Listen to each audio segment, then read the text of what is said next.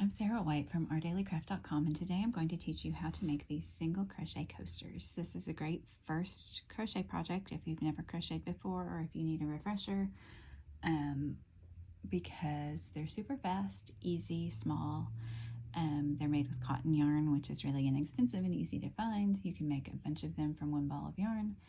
And even if they don't come out exactly perfect, if your edges are a little wonky or whatever, they still work as coasters. So for this sample, I used Lily Sugar and Cream, which is probably the most common cotton yarn out there. It's available online at any big box store, wherever you shop. The key is that you want a yarn that is medium weight.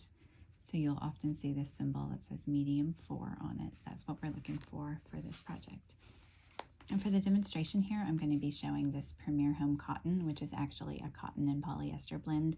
I just like it because it's a little more fun. It's a little softer than Sugar and Cream if you've ever used it before. And it's still plenty absorbent for use as a coaster.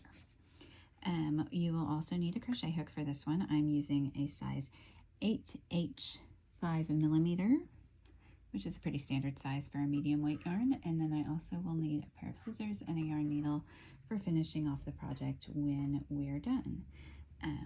To start any crochet project, you need a chain, and to start a chain, you need a slip knot. So we're going to start there. You want to leave a little bit of a yarn tail to weave in. I usually leave about 6 inches, just eyeball it. And then to make my slip knot, I take the yarn and make a lowercase e, and then I take the yarn end that's attached to the ball up through that loop, pull it tight, and then you can slide that onto your crochet hook, pull on the tails to make your first loop. You don't want this to be too tight or too loose. It should be able to move freely on the hook, but not just like fly right off the hook when you're sliding it around. We're going to try for that same kind of size for our chain as we go, because we want the chains to be loose enough to work into and not so tight that they affect the size of the edge of our project, like make it tighter than the rest of the project. So in order to make a chain, typically people hold the crochet hook in their right hand and the yarn in their left hand. You may use slightly different holds than I do, and that's totally fine, whatever's comfortable for you. But we're going to take the yarn over the hook and just pull it through that first stitch to make the chain. So that's 1, 2, 3, 4, 5, and we're trying to keep them sort of consistent. See, that one's a little funky. I'm going to back up and try that again.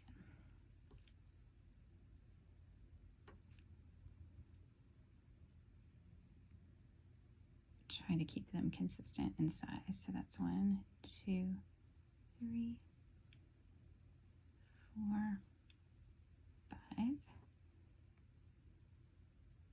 6, 7, 8, 9, 10, 11, 12, 13, 14, and 15. So I know that I just chained 15 because I counted them, but if you want to count your stitches, you're going to count the V's that you see here. So that's 1, 2, 3, 4, 5, 6, 7, 8, 9, 10, 11, 12, 13, 14, 15. Now we don't work this first one right here, so we actually have 14 stitches here that we're going to work with. And you can see that this is going to make a slightly smaller coaster than this sample, but that's fine. These should come out to 4.5 to 5 inches square. That's 11.5 to 12.5 centimeters. If you want to make yours bigger or smaller, you totally can. You could even just chain a whole bunch more and make a washcloth, whatever you'd like to do. So now that we've got our chain, though, we're going to work our first row of single crochet. In order to do that, again, we're skipping this first one because that's where the yarn is. It would just fall apart if we went into that one. So we're going to go into this first chain beyond the one that's on our hook. And we're just going to go into the middle of the V, and then we're going to pull the yarn over the hook again, pull it through that loop just like we did with the chains. We're going to go over again and pull through both of the loops that are on the hook, and that's your first stitch. We're going to go in, over, back to the front, over, and through both stitches. So you just keep doing that, over, through, over, through both.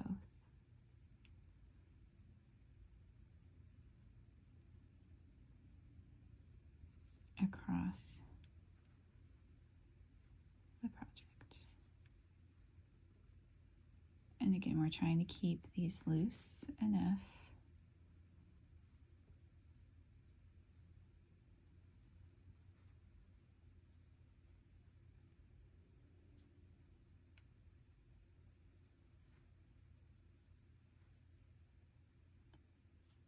and even across the row. You can see that mine's curling up a little bit, but it will flatten out as we go. And we just keep working across.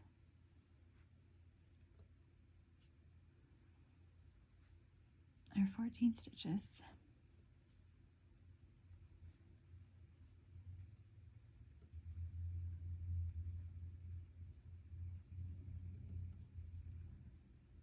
And then when we get back to the end, we're not working into the knot. We just leave that where it is. Now we need to do a chain 1, which gives us the height of the next row. And then we're just going to flip over and work single crochets into each stitch again.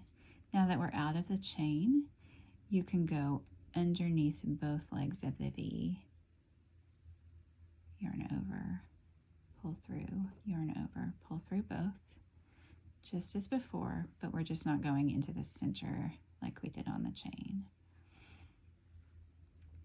Once you get the hang of this, it's pretty fast to do single crochet.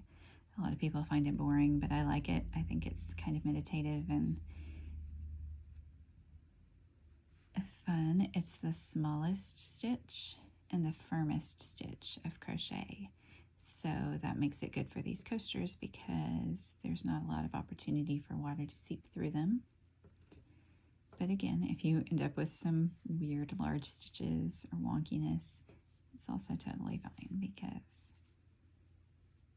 the cotton will absorb the sweat from your drinks and protect your table. So we're just about back.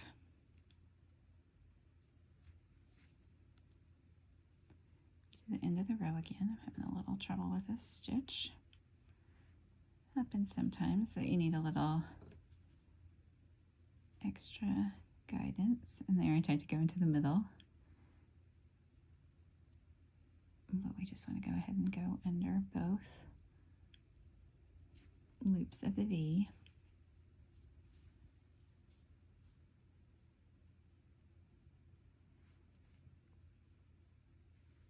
And as we get to the end, we make that last stitch again.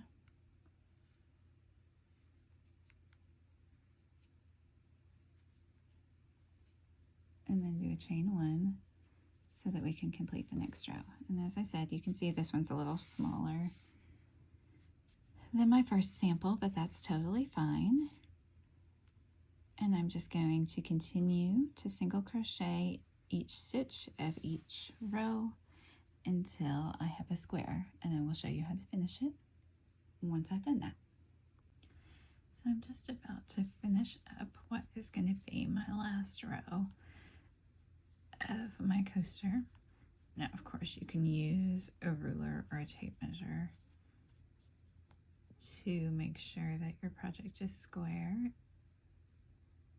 if that concerns you. But one trick I like to use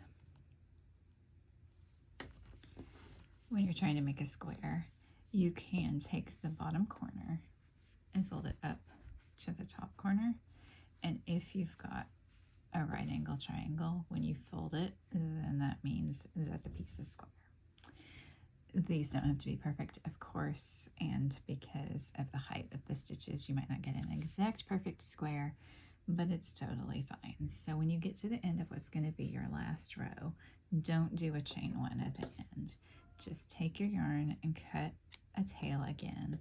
And to finish off this stitch, we're just going to pull on the hook until that stitch goes away. And you can see that the yarn is caught in the stitch, so it's totally fine.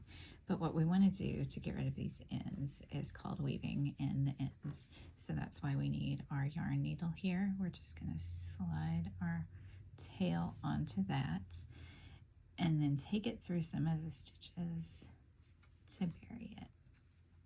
I do like to start kind of going on the edge there, especially if that last stitch is a little wonky. It kind of helps fold it down into the fabric. And then you can just follow along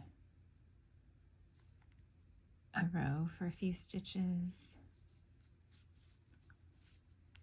Don't pull so tight that it messes up the corner once you've got it nice, but you want it to be, so you can't really see it as you're going through. We'll go through a couple of different rows. You can also go back and go the other direction. We're just trying to do what we can to secure that so that it won't pop out and start unraveling our project when we're done. So then once I've decided I've stitched enough, I kind of tug on that to make sure that the stitches are all seated nicely, and then you just trim that away. And you can't really see it, especially with this funky yarn. You can't really see where the yarn end went.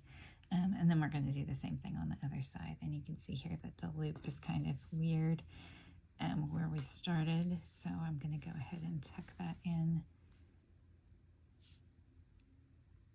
by going up the side there a little bit. And so that helps to make your edge a little more square.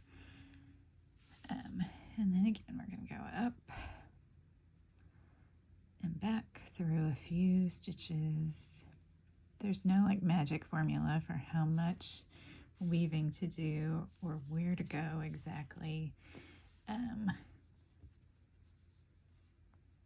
that one's actually a little more visible. You can see the path I took there a little bit more, but I don't mind that too much. It doesn't have to be perfect, and especially because that can be the back of your coaster, but you're also just not going to really notice it when you're using it to protect your surfaces anyway. So there we have it. Again, this one came out just a little bit smaller than my original prototype, but that's totally fine. It still works. And that is how you make a super simple single crochet coaster for your home. In future videos, I'm going to do the same sort of project using half double crochet and double crochet. So if you need a refresher or to learn those stitches, we'll have those for you as well. If you enjoyed this video, please like and subscribe. And if you would like a written version of the pattern, it will be available on our dailycraft.com. Thanks so much for watching. Have a crafty day.